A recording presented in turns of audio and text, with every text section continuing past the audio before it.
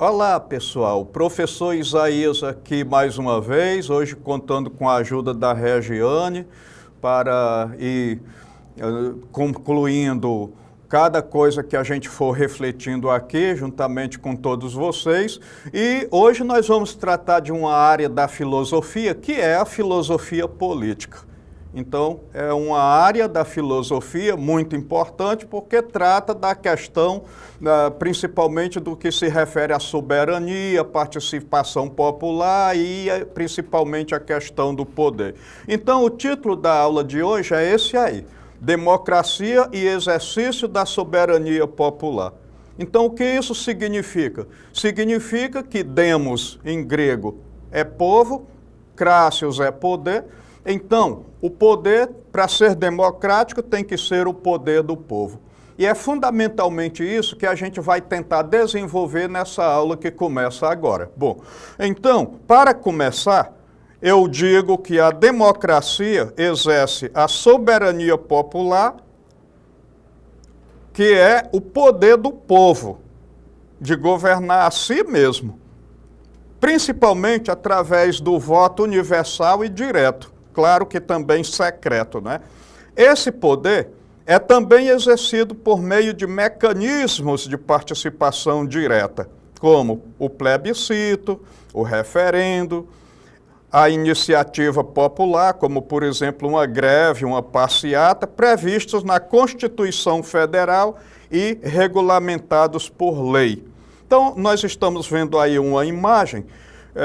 Na parte superior, nós temos aí a expressão de alguém que está votando em uma assembleia, por exemplo. E logo abaixo nós temos aí uma urna eletrônica com a mão, confirmando um voto. As duas expressões são expressões democráticas do exercício da soberania popular. Então, muito bem.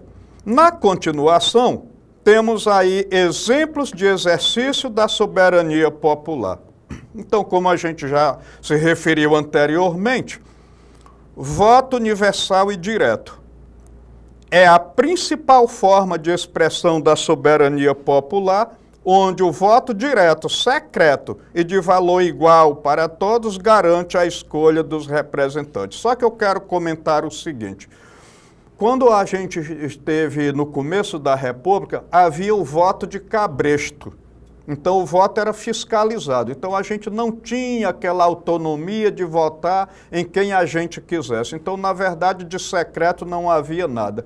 E ainda hoje, muitas vezes, por causa do apadrinhamento político, esse voto não é tão livre assim. O sufrágio universal permite que todos os cidadãos brasileiros com idade mínima de 16 anos possam votar e ser votados, sem restrições de renda ou nível intelectual. É claro que para determinados cargos políticos precisa uma idade razoável, então não é qualquer idade superior a 16 anos. Então é pouco concebível que uma pessoa vá ser presidente da República do Brasil tendo 18 anos de idade. Mas, de qualquer modo, vale essa ideia de que a gente está aberto a partir dos 16 anos a opinar quando se trata da questão política. Bom, outra coisa que nós temos é o plebiscito, consulta popular sobre uma questão de relevante importância para a tomada de decisões políticas.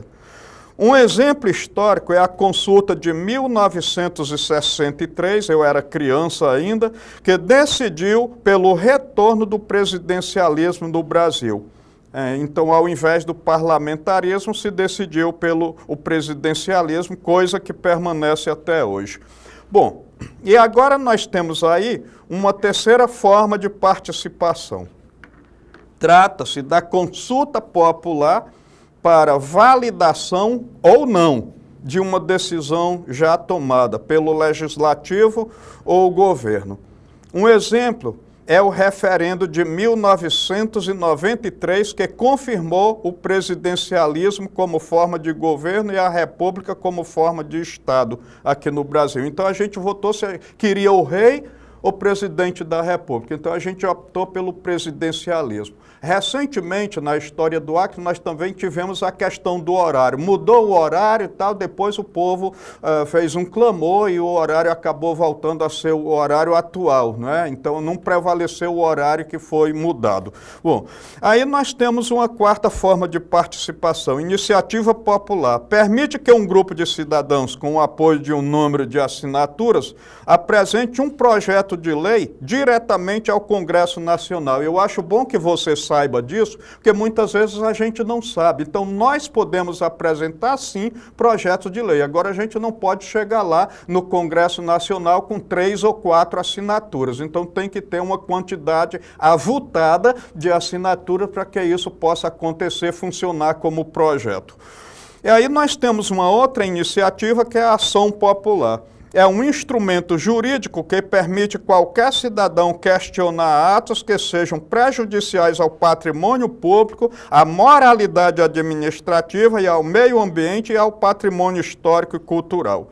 Então, de repente, eu posso fazer um abaixo-assinado, eu posso fazer um movimento, eu posso fazer uma passeata, eu posso fazer um dia de jejum, por exemplo. Então, nada disso é inconstitucional.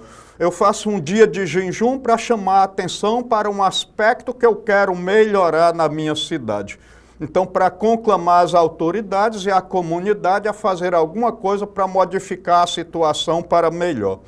Bom, então, na sequência, a gente fala da democracia representativa ou democracia indireta.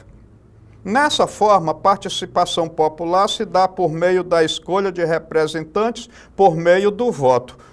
É claro que num país grande como o Brasil, isso é bastante viável. Não dá para todo mundo chegar lá e participar diretamente das decisões políticas. Um congresso, porque o Brasil é um país continental e com um número razoável de habitantes. Bom, os cidadãos elegem periodicamente seus representantes como presidentes, senadores, deputados e vereadores, que são incumbidos de tomar decisões em nome da população. Então, a gente tem um país continental, como o Brasil, milhares de municípios, então não dá para todo mundo participar ao mesmo tempo de uma ação, de uma decisão política. A gente precisa ter os representantes. Agora, o voto é o principal instrumento pelo qual a população manifesta sua vontade nas eleições, garantindo, assim, pelo sufrágio universal, o direito direto e secreto. Então, a gente garante isso, o voto é uma garantia, mas a gente tem que ter aquele cuidado de não achar que a gente votou e cumpriu com a obrigação, não precisa fazer mais nada. Outra coisa é a decisão pela maioria. O resultado das eleições, ainda que por uma pequena diferença de votos, é considerada a vontade do povo e legitima a autoridade do governo ou de um parlamentar eleito, não é? Então, isso aqui é importante porque a minoria precisa se submeter à vontade da maioria, porque não tem outro jeito. A gente não pode contemplar individualmente a vontade de cada um. Então tem que ter um grupo que represente, e esse grupo que representa a vontade geral tem que ser a maioria, um grupo composto pela maioria. Bom, então, quais são os desafios para o exercício da soberania popular? Isso aqui é o coração da nossa aula de hoje. Então, quais são esses desafios? Primeiro, desigualdades econômicas. Essas desigualdades dificultam o acesso à informação e até à formação, por assim dizer, e aos recursos necessários para uma participação pública eficaz. Então, quando a gente não tem a formação completa e tem poucas informações, então isso se torna uma dificuldade. E isso acontece muitas vezes por causa da desigualdade econômica. Complexidade do sistema político. A burocracia e a complexidade do sistema político podem excluir os cidadãos sem conhecimento técnico e fazer com que eles fiquem dando opiniões aleatórias aí nas redes sociais, que é o que vem acontecendo muito ultimamente. A pessoa está aí nas redes sociais falando de coisa que ele nem sabe exatamente do que está falando. Bom, então outra coisa são a desinformação e manipulação. A proliferação de notícias falsas, eu gosto de traduzir aí o inglês fake news, né? E a manifestação dos dados distorcem, então a manipulação dos dados distorcem a percepção pública e dificultam a formação de opiniões. Então, quando eu manipulo, quando eu distorço a notícia, os fatos, as coisas, eu acabo, de certa forma, induzindo a população a pensar equivocadamente e a tomar, por conseguinte, decisões equivocadas. Outra coisa é a corrupção e a má gestão pública. A falta de legitimidade do sistema político pode ser afetada pela corrupção, e na verdade e também pela má gestão, o que também acontece. Agora, eu só quero chamar a atenção aqui para uma coisa. Às vezes você não gerencia bem a tua casa e fica cobrando do governo que gerencie bem o Estado. Às vezes você é corrupto, você sendo jovem, para o carro no local para o idoso com seu filho de lado, você pratica um ato de corrupção e fica falando só da corrupção do governo. Então a gente tem que ter cuidado com isso, para a boca não ficar o tempo todo falando daquilo que o coração está cheio, né? Então muitas vezes eu falo da corrupção no governo, mas por que eu olho só o andar de cima, não olho o andar de baixo também? Isso aqui é fundamental. Para que a gente tenha um governo honesto e não corrupto, a gente precisa ter uma população honesta e não corrupta. Mas será que é isso que verdadeiramente acontece? Fica aí o questionamento. Bom, então agora nós vamos falar de duas teorias, a teoria de Jean-Jacques Rousseau e a teoria de Karl Marx. Bom, então para começar, Jean-Jacques Rousseau diz que o exercício da soberania popular é direto e inalienável, manifestado através da vontade geral em uma democracia participativa. Lembra que o Rousseau é aquele cara que diz que o homem é bom por natureza, o homem nasce bom e a sociedade corrompe. Portanto, ele é, de certo modo, otimista quando se trata da questão da benevolência do ser humano em relação ao poder. Por outro lado, nós vamos ter a figura de Karl Marx, que muita gente não gosta e eu gosto, mas ele vai dizer que a democracia burguesa é uma ilusão. E a verdadeira soberania popular só se concretiza com a superação da luta de classe e a abolição do Estado e estabelecimento de uma sociedade, de uma comunidade comunista. Então, o que ele está querendo dizer? É muito bonito a gente colocar a igualdade perante a lei, mas é importante a gente colocar igualdade também na economia, igualdade no conhecimento, igualdade nas tomadas de decisões, igualdade em tudo. É isso que ele está dizendo. Eu, particularmente, eu concordo com essa visão. Bom, agora nós temos, mais esmiuçadamente, aí o pensamento de Rousseau, que vai tratar da soberania inalienável.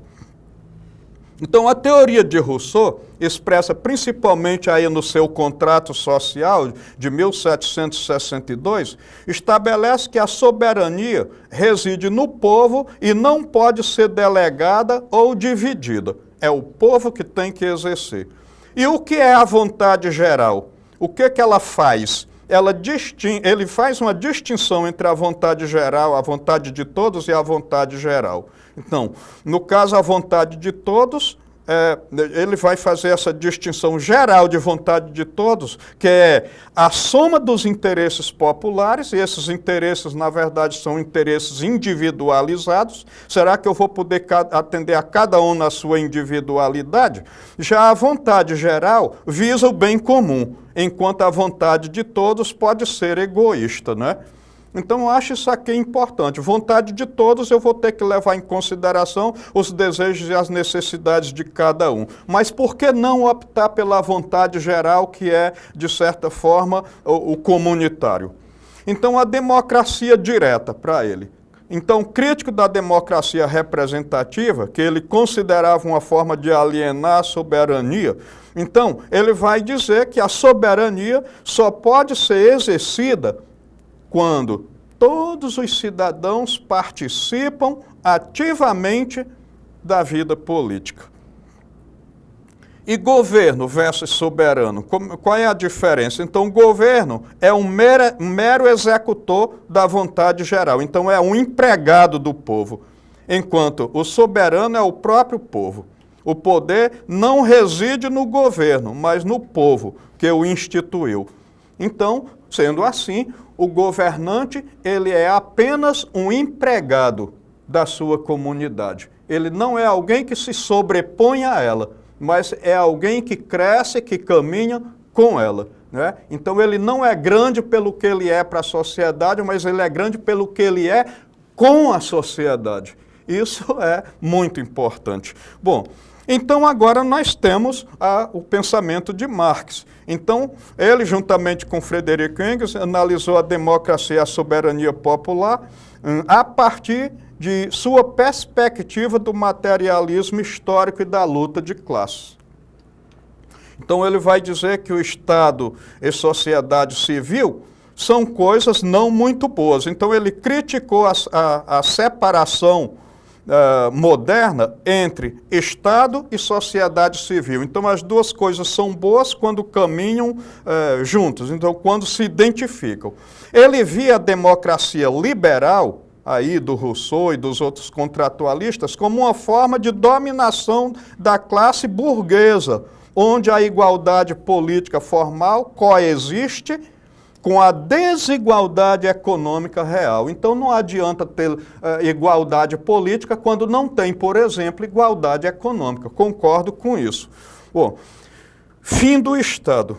O Estado, inclusive o democrático burguês, é um instrumento de coerção da classe dominante. Então o Estado ele vai ser sempre um dominador. A verdadeira democracia só poderia ser alcançada com a abolição do Estado. Isso vai se dar por meio de um processo chamado socialismo, que se tornaria desnecessário em uma sociedade sem classes que vai ser uma sociedade comunista. Bom, emancipação humana. A soberania popular não se restringe à esfera política. Ela só é possível com a superação do egoísmo e da exploração econômica, resultando na formação de uma comunidade real de homens livres e iguais. Então, a gente nunca vai estabelecer felicidade e igualdade só pelo viés político. Isso tem que ser alcançado também pelo viés econômico. Enquanto a gente tiver uma sociedade dividida entre muito rico e muito pobre, nós vamos ter uma sociedade desigual, por mais que a gente seja igual perante a lei. Bom, então, agora nós temos aí um quadro comparativo, onde nós temos as características, aí nós temos o pensamento de Rousseau de um lado, do Marx do outro lado. Então, ponto de partida para Rousseau. O problema da legitimidade do poder e a liberdade dos indivíduos. Para Marx, a análise materialista da sociedade focada nas relações de produção. Então, nada é a vontade de Deus, tudo é a coisa engenhada pelo homem.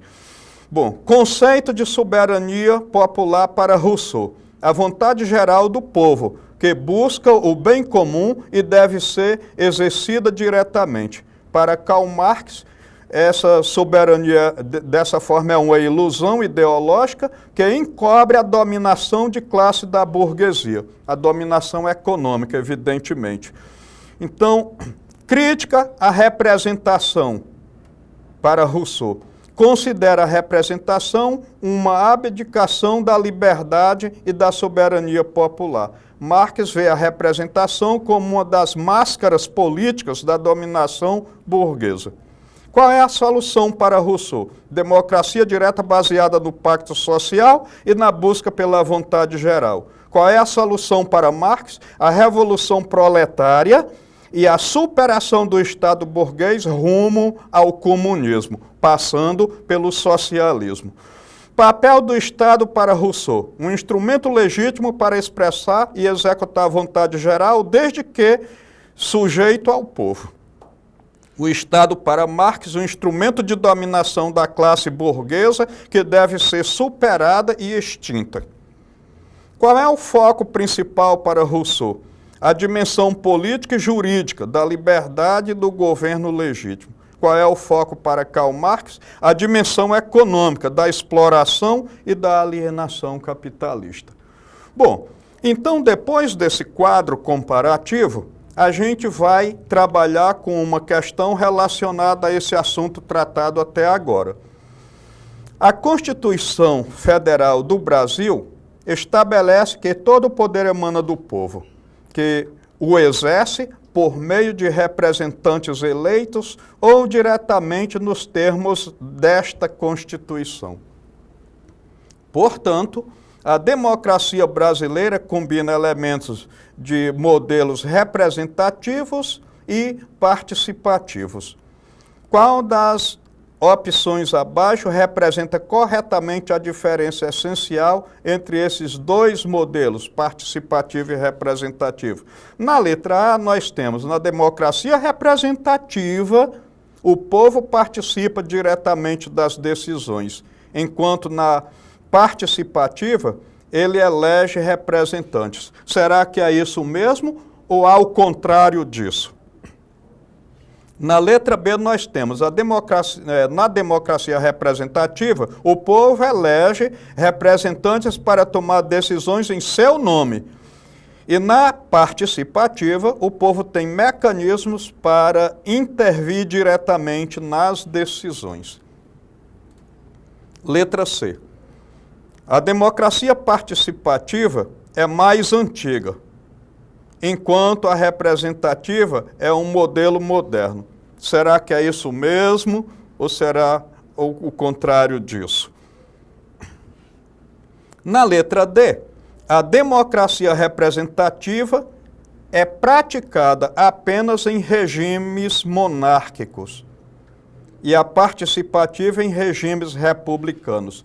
Será que uma coisa e outra não pode se dar nessas formas de governo? E letra E, ambas se baseiam unicamente na eleição de representantes, sem nenhuma diferença substancial. Então, como a gente já avançou no tempo, eu acredito também que já é possível você identificar a resposta correta. Vamos, portanto, a ela para a gente fazer a nossa conclusão. Então, nós temos aí a letra B como resposta, que na democracia representativa o povo elege representantes para tomar as decisões, enquanto que na participativa o povo tem mecanismo para intervir diretamente. Bom, então, depois dessa questão e depois da reflexão feita até aqui, a gente pode concluir tudo do seguinte modo. A democracia é um sistema de governo onde o poder emana do povo, que esse povo é o detentor da soberania. Já na democracia popular, o poder emana do povo, que o exerce por meio de representantes eleitos ou, em alguns casos, diretamente. O exercício da soberania popular, portanto, refere-se aos mecanismos e formas pelas quais os cidadãos de uma nação participam das decisões políticas e influenciam os rumos do Estado. Rousseau propõe uma soberania popular idealizada e inalienável, exercida diretamente pelo povo, enquanto que Karl Marx considera a democracia burguesa como uma forma de dominação de classe que precisa ser superada. Então, meu povo, essa foi a aula de hoje. Eu espero que vocês visitem a plataforma para a retomada do conteúdo e até pegar essas referências que estão aí para o aprofundamento. Eu agradeço a atenção de vocês até aqui e conto com a presença de todos no nosso próximo encontro. Até lá.